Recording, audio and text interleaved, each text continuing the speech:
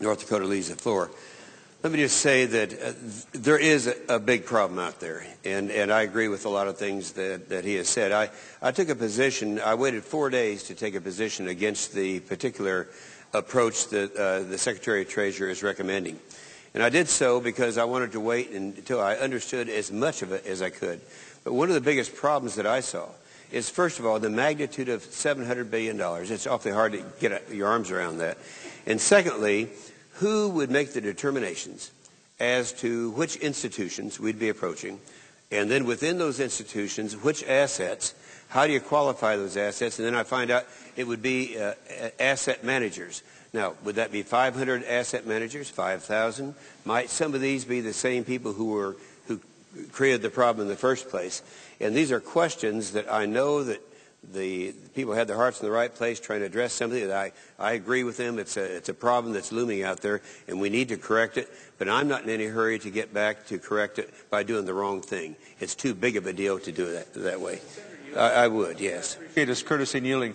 Let me say one additional thing and ask a question while I do it that I had forgotten to say. Number one, it may be that the cure that is being proposed is much worse than the potential that exists without it. Let me tell you what I mean by that. On Monday of this week, we had the largest one-day drop in the value of the U.S. dollar in history. We had the largest one-day increase in the price of oil in history, accompanied by a 350-point drop in the stock market. And the analysts said it was because they thought people are worried about the unbelievable amount of debt, fiscal policy, trade policy, and now the proposed bailout debt, the unbelievable amount of debt that would erode the value of the U.S. currency.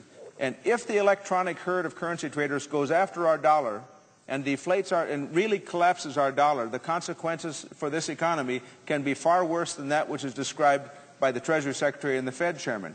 And I'm just saying that it occurs to me that if $700 billion plus tips the balance in terms of currency traders evaluating that they want to come after this dollar, we face greater peril than that which they suggest if we do nothing.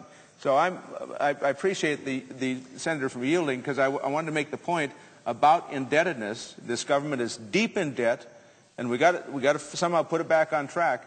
And this issue that is being proposed dramatically, as you know, increases that debt to $11.3 trillion of indebtedness. And I appreciate the senator. Well, that's true, and I think that any time you increase that debt, you're going to be selling to large purchasers somewhere. Those could be foreign countries and other. And another thing I'd observe on this is that things don't happen in a vacuum. The senator from North Dakota mentioned that it could result in a devaluation of the dollar. Well, if that happens, one of the major reasons we have high gas prices at the pumps, well, the major reason is supply and demand, but the other one is the devaluation of the dollar. And so that would be affected also. So we need to consider all these things. We need to be deliberate. I know that a lot of smart people are in rooms right now trying to figure out some solutions, and I hope they come up with a good one. It's something I can support. Mr. President,